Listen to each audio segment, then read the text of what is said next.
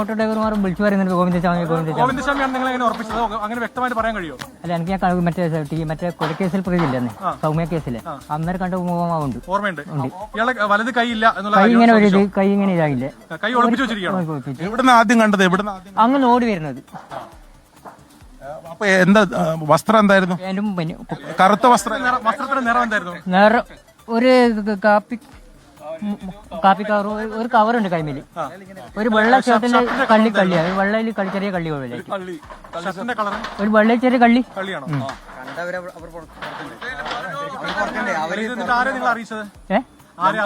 അല്ല, auto driver അറിയിച്ചുകൊണ്ട് നമ്മളെ അമ്മക്കൊന്നും ചെയ്യാൻ പറ്റാത്ത അവസ്ഥയായി പോയി.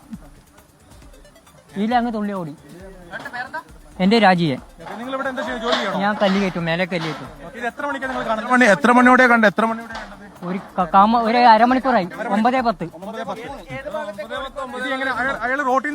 ഓടി വരുവാണ്.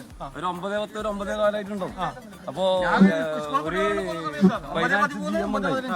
അപ്പൊ GM ഫസ്റ്റ് മൂപ്പറെ കണ്ടപാട് GMന് ഒരു സംശയം വന്നതാണ്. അവിടെ ഒരു ഓട്ടോ ഡ്രൈവർ ചായ കുടിച്ചിട്ട് ഇറങ്ങി വരുന്നുണ്ടായി. അപ്പൊ ഓട്ടോ ഡ്രൈവർ മധു എന്ന് പറഞ്ഞ ഡ്രൈവറാന്ന് പറയുന്നത്.